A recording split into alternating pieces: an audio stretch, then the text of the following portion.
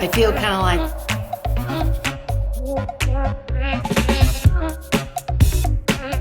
Okay, yeah. Can I move over to a little bit?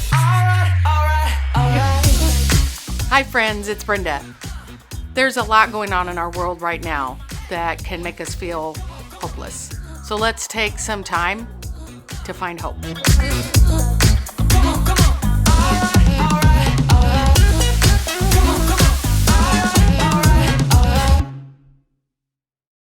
How we think affects how we feel, and how we feel affects what we do, affects our actions. This is a really important thing. So if we are really highly focused with a problem at hand, like it's this cup. So we have this cup, and all we can see is this cup.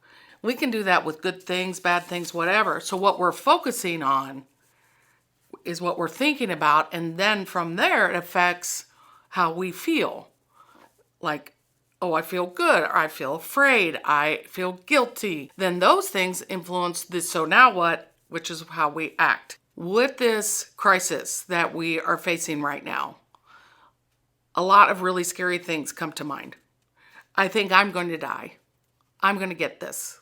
I think someone I love might die from this. That's pretty serious. That's pretty intense. And that can become a big focus over us. Again, I'm going to go broke. I'm going to lose everything. I'm alone because there's something's wrong with me and I'm defective. Or I'm alone and isolated because God doesn't care about me. Like, those are thoughts. Doesn't make them true.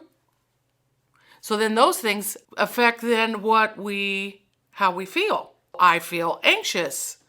I feel sad. I'm afraid. I am panicked. Now, what we're feeling can affect what we do. If we have anything in our lives that is like a crutch that we use to numb ourselves, alcohol, drugs, food, fun, too much internet usage, too much TV, whatever, too much of anything, right? So it's anything that we're using to block our feelings because we don't want to feel. Some of the other things that we do can affect us where we can hide. We just go to bed. If I'm going to be home, I'm just going to go to bed. I'm not going to get up. I'm not going to get dressed. I'm not going to do anything. I'm just done. When things get hard, we run. Some people have a history of that. I don't want to deal with this. This is too much. I can't handle your feelings. I can't handle my own feelings. So I'm going to run. Or it drives us to perform. We try to make, like perfectionistic control over ourselves and the things that we do. We don't really notice that we have negative thinking until we feel it or until we're acting out. It depends on where you catch it. Wow, why am I feeling like this? Or, wait, why did I do that? What caused that? So it goes back to what we're thinking, noticing it. What's the thought that goes behind that? So then we need to sift it. And that's what asking a friend might be. It might be someone even offering you unsolicited advice. They're trying to sift you, to say, hey, what the world are you doing? And maybe that's a good welcome thing, because if they're people that you love, you will trust what they have to say to you. And by sifting it, we are able then to get a hold of it and take it captive. Okay, Scripture talks about taking captive every thought that we have so that we can say, now, wait a minute. Does this line up with truth and reality?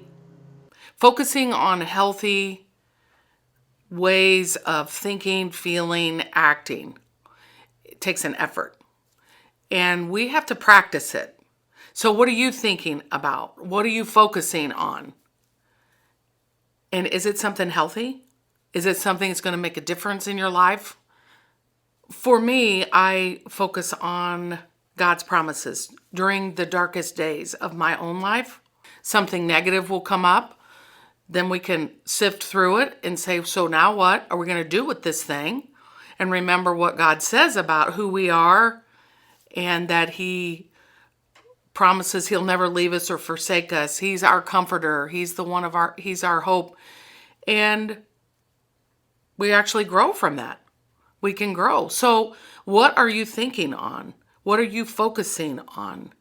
And practice. Let's practice thinking on things that are good and right and true. And that brings about hope. Hope is the anchor for the soul.